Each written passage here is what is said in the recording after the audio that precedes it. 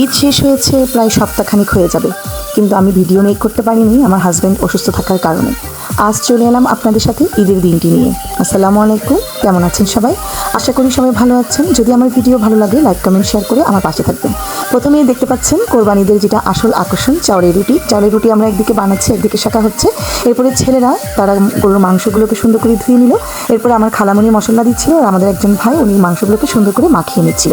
গরুর মাংসটাকে মাখিয়ে বসালে অন্যরকম স্বাদ হয়। আমার মনে হয় বেশিরভাগ বাসাতেই কোরবানিদের এই মাংসটাকে এভাবেই বসানো হয়। এদিকে আবার একটু গরম পানি চুলোতে বসানো হয়েছে, যেহেতু ঠান্ডা পানি দিলে কষানো মাংসটাতে স্বাদটা কম হয় এবং মাংসটা বল করতেও অনেক সময় লেগে যায়, তাই আপনার পানিটাকে একটু আলাদা করে গরম করে নিচ্ছিল।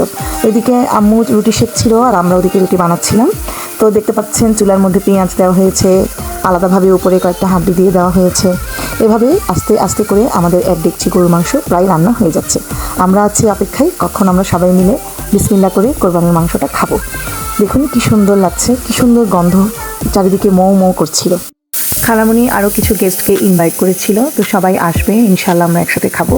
তো প্রায় বিকেল হয়ে যাচ্ছিল, আমাদের মাংসটা আবার একটু শক্ত ছিল, যার জন্য আমাদেরকে একটুখানি ভিনেগার দিতে হয়েছে। এদিকে দেখুন আমাদের বাচ্চারা, আমার মেয়ে আর ইহাম, ওরা দুইজনই খেলাধুলা করছিল। তো ঈদ মানেই আনন্দ, শুধুমাত্র বড়দের নয়, ছোট বড় সবার জন্য আনন্দ। এদিকে আমরা আবার ভাগ বটোয়ারাও করেছে, যারা যারা কোরবানি দেয়নি তাদের জন্য আলাদা করে মাংস রাখা হয়েছে, কাঁচা মাংস, রান্না মাংস। এখানে রান্না কষানো মাংসটা আমার দেবর আর ওই ভাইয়া মিলে, আমাদের ইশতিয়াক ভাইয়া মিলে নিয়ে এসেছে। আর এখানে এখন বাঘার দেওয়া হবে। বাঘার ছাড়া মাংস তো স্বাদ নেই, তাই আমরা বাঘার ছাড়া গরুর মাংস খুবই কম রান্না করি। এখানে বেরেস্তা করে দিয়ে দেওয়া হয়েছে এবং একটি গরুর মাংসের মশলা বানানো হয়েছিল, সেটা দেওয়া হয়েছে। এখন খাবারের পালা, সবাই একসাথে বসে খাওয়া দাওয়া করছে। আলহামদুলিল্লাহ, সবাই ভালো থাকবেন, সুস্থ থাকবেন। আজ এ পর্যন্তই। আল্লাহ হাফেজ, আসসালামু আলাইকুম।